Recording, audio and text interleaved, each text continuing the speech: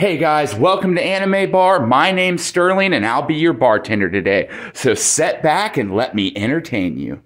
On today's menu, we will be ranking the gotie 13 captains going into the 1,000-Year Blood War arc. Now let me just get this out of the way. None of these characters are weak. They're all Bankai wielding Shinigami, and they're all extremely strong in their own right. So I wanted to preface that before we started this list, because none of these characters are weak. Now, without further ado, let's begin. Number 13 is Rojiro Otarabashi, otherwise known as Rose. Rose is the captain of Squad 3, and he took over for the former captain, Gin Ichimaru. Rose is a very strong Shinigami. He can utilize holification, and he has access to a Bankai. You would think this guy would be higher on the list, but he just doesn't do anything in the story. I know I prefaced earlier that none of these guys are weak, but the Vizard, as you'll see in this list, Kubo just does not give them much love. Like, on paper, this guy should be extremely strong, but he does nothing. He kind of just jabbers, and compared to Gin would crush this guy in a matter of seconds. But like I said, him being a Shinigami Hollow hybrid, you would think his strength would be off the charts. But sadly, it isn't. And, for example, in the Fate Kurakura Town arc, Rose and Love both fight Coyote Stark and kind of get their butts handed to them. Meanwhile, you have Captain Karaku, who has only whipped out Shikai, and he ultimately ends up defeating Coyote Stark. So if that kind of goes to show why this guy is so low on the list, it's because he does nothing and kind of just talks every time he's on screen. In my opinion, this guy just barely makes the cut to be a captain at all. He can only utilize this holification that is supposed to make him so much stronger for 3 whole minutes. It's just not a good look for Rose. Coming in at number 12 is Kensei Mugaruma. Kensei is the captain of the 9th Division, and just like Rose, he is a Shinigami Hollow hybrid.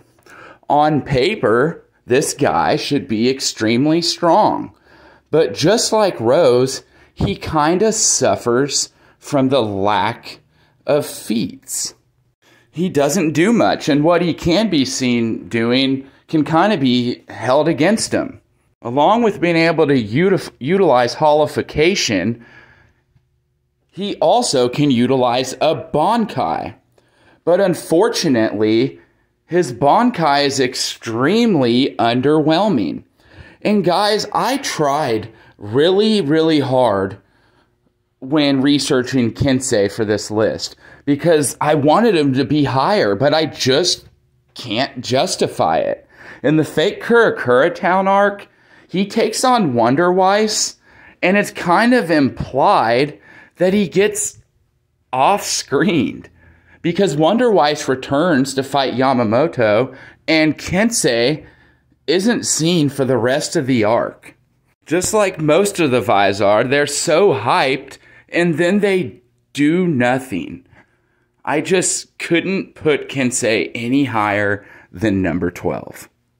Coming in at number 11 is Sajin Kamamura. Sajin is the captain of Squad 7 and originally hails from the Beast clan. This man, or should I say beast, was chosen by Yamamoto himself to join the 13 court guard squads. This man-beast can be seen towering over normal Shinigami. Shuhei himself actually stands around 6'2" tall. That makes Sajin at least 8 feet tall. Kamamura isn't just huge in stature, his Ryatsu levels are massive, and his fighting skills are off the charts. For being incredibly big, the man moves really fast. Kamamura utilizes a Bankai that comes in the form of a giant armored samurai that can be seen towering over skyscrapers in the city below. The destructive capability of Kamamura's Bankai is what puts him ahead of the other two on this list. One swing from this massive samurai is gonna one-shot the likes of Rose or Kensei. This giant samurai moves as Kamamura moves, and with its help, he's able to fight on par with Kaname Tozen, a character that's much stronger than the previous two on this list. Kamamura's Bankai moves as he moves, and like I said, is extremely destructive, but it also comes with its drawbacks. These drawbacks are why I couldn't put Kamamura any higher on this list. As this Bankai takes damage, Kamamura also takes the same damage.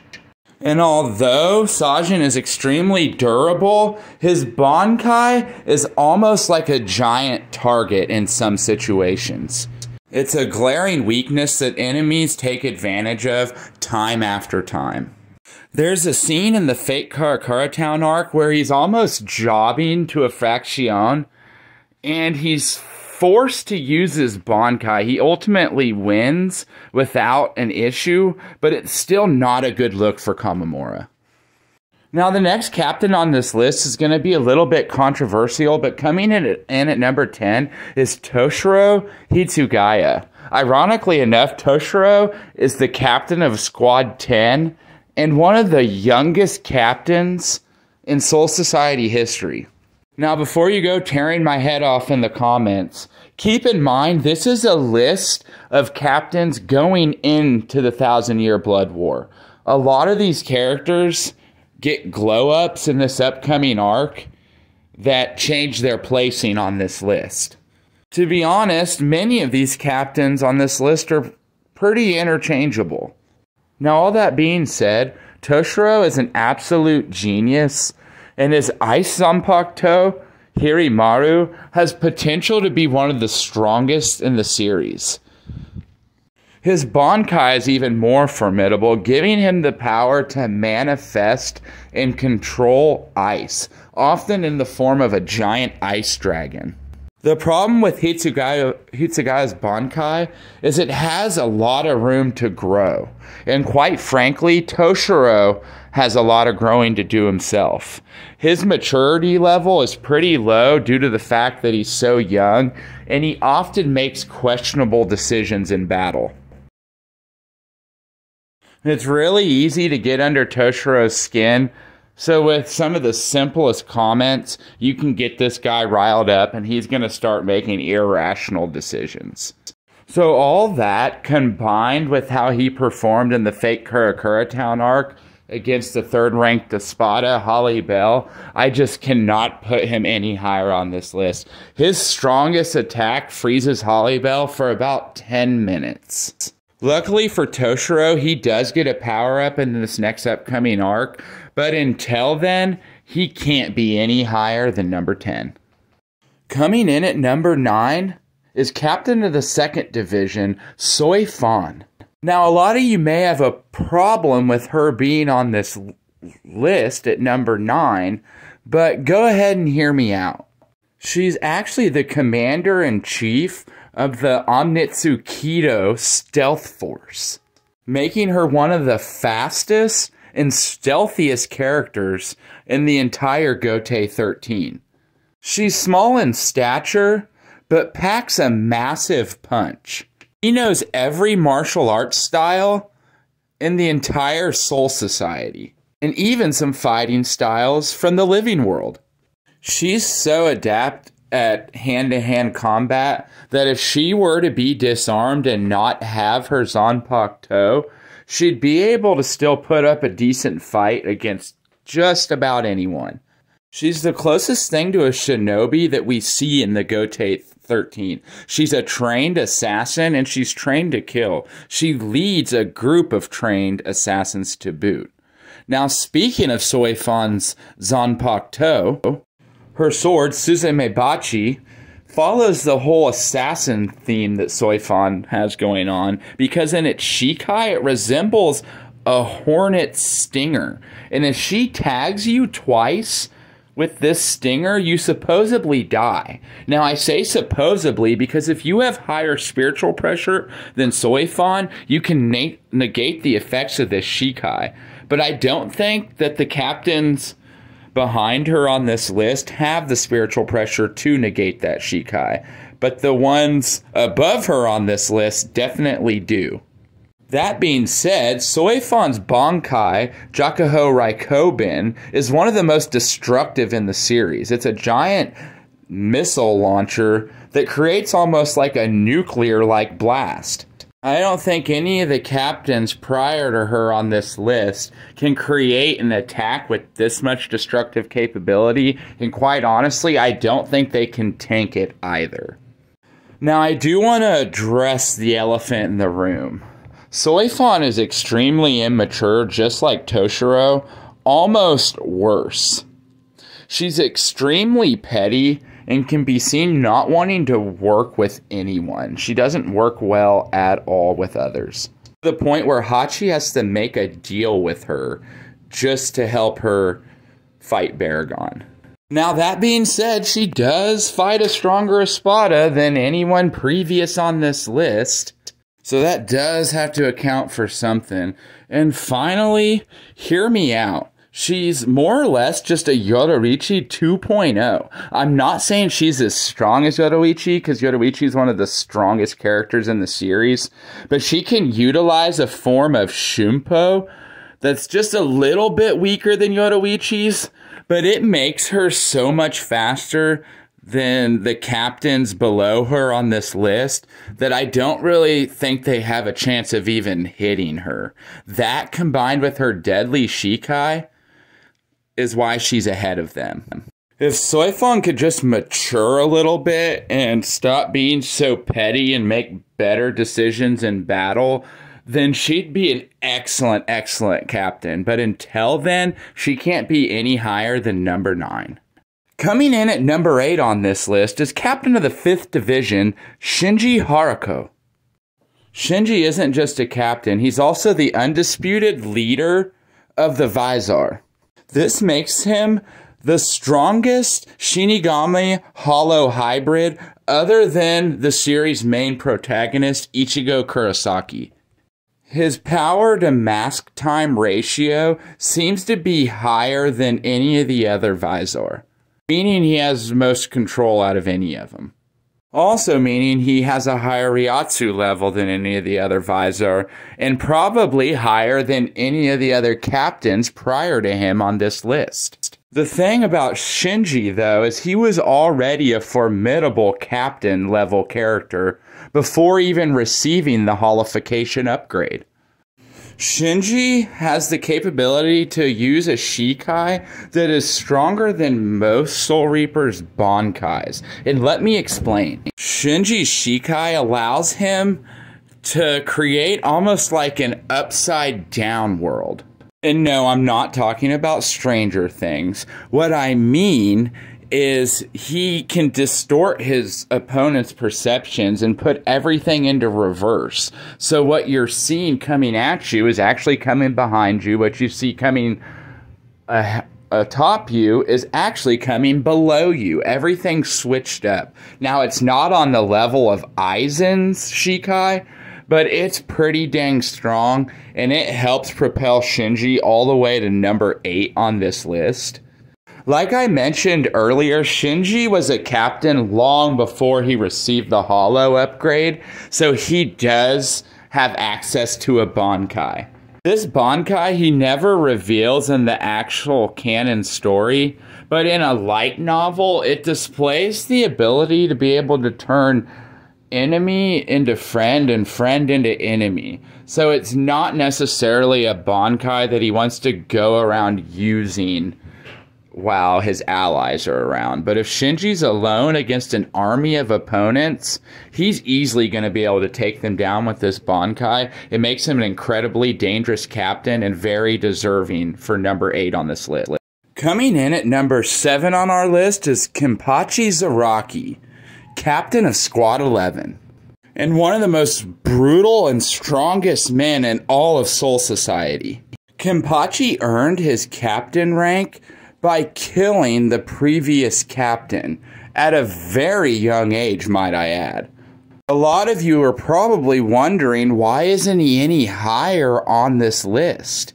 The thing about Kenpachi is he's actively suppressing himself. He wears an eye patch to suppress his spiritual pressure, and he even goes to as far as wearing bells on the end of his hair so his opponents can hear him.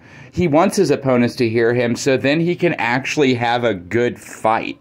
This man doesn't have access to a Shikai or a Bankai, but his massive Ryatsu levels give him the spiritual pressure of a captain. That is mind-blowing. And like many characters on this list, he also receives a pretty extensive glow-up in the war arc. But as far as this list goes, he's number 7. Ichigo managed to defeat Kenpachi while only using his Shikai.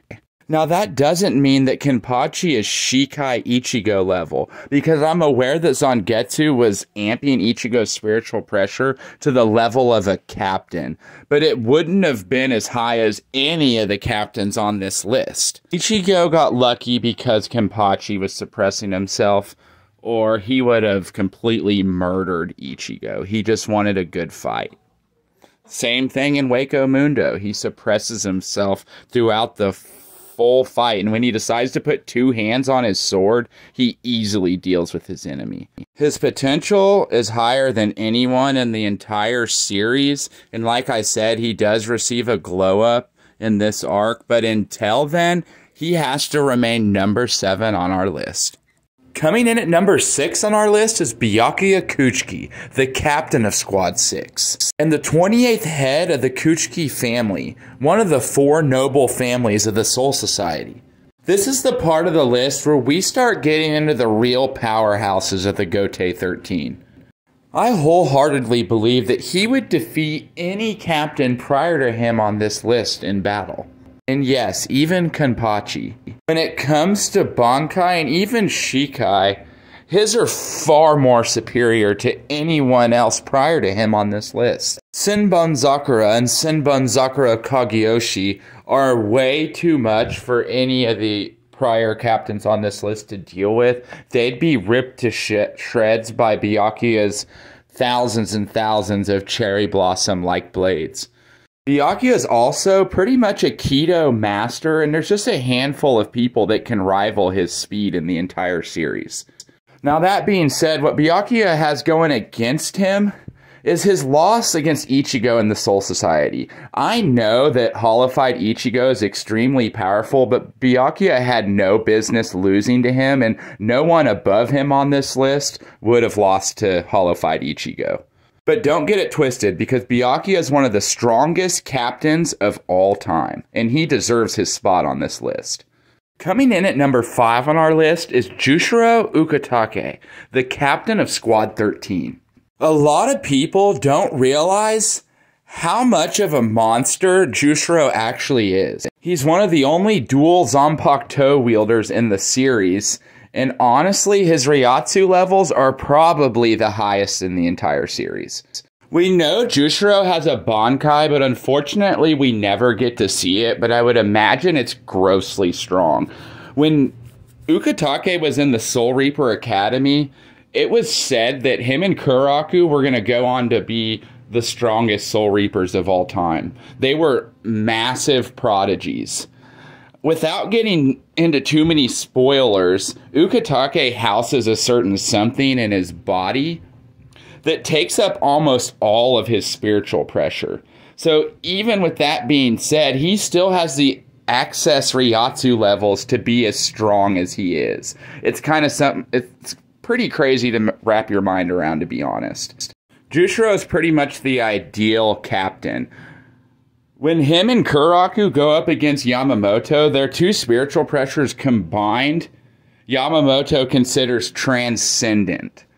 Yes, I said transcendent. This makes Uchitake so strong that he dominates any other Soul Reaper on this list as far as spiritual pressure goes. The only problem is he's so dang sick. And like I said, no spoilers, but you'll figure out why that is later on down the road. This man, Jushiro, is an absolute monster, but due to his lack of feats and him usually getting sick in the middle of battle, I had to stick him here at number 5. But he's definitely stronger than the prior combatants on this list. Coming in at number 4 is everyone's favorite mad scientist, Mayori Kurosuchi, the captain of the 12th Division and president of the Research and Development Department. This man isn't on this list because of his spiritual pressure or fighting capability. He's on this list because he's incredibly smart. He's actually a genius. He has a plan for everything, literally everything. And he has an invention or a gadget to get him out of any situation. He's sadistic in nature and really doesn't care about much other than scientific discovery. He's modified his Zanpakuto Akisoki Jizo so many times that we don't know what it does anymore. We do know that it spouts a deadly poison that was able to paralyze, and it was going to kill Ishida before Nemu gave him the antidote. He can modify his body and even his Bankai in the midst of battle to be able to adapt to whoever they're fighting. And like I said, this video isn't to spoil anyone, but he could be considered the MVP of the war arc. The Soul Society is extremely lucky to have his intellect on their side. So is he a good guy or is he a bad guy? He's neither. He's a scientist, and he's extremely dangerous to go up against. Coming in at number 3 on our list is Retsu Unahana, the captain of Squad 4 and the gotie 13's most talented healer. I'm going to tell you right now, I said I wouldn't go spoiler with this video, but with Unahana, I kind of have to. So if you want to skip to number 1, you can kind of use process of elimination to figure out who's left on this list. But Unahana is an absolute monster. That's all I can say, is she's literally a monster, and she would murder any of the previous captains behind her on this list. Like I said, I don't want to spoil anything, but Retsu is a straight gangster, and she'll murder you and your entire family. I'm sorry, but I had to go there. And also, you can't kill someone who can constantly heal themselves over and over and over. I kept her short and sweet. You'll have to find out for yourself why she's number 3 on this list, but just go ahead and take my word for it. She definitely deserves it. Coming in at number 2 is the happy-go-lucky captain of the 8th Division, Sunsuke Karaku. Behind Sunsuke's happy-go-lucky attitude is a fierce warrior. Take everything I said about Uchitake and apply it to Sunsuke, just minus the sickness. Although he doesn't perform very well in the Fake Kurakura Town arc against Aizen, this man is damn near transcendent when it comes to spiritual pressure and fighting capability. He's one of the oldest Soul Reapers in the gotie 13, and just like Uchitake, he was a prodigy.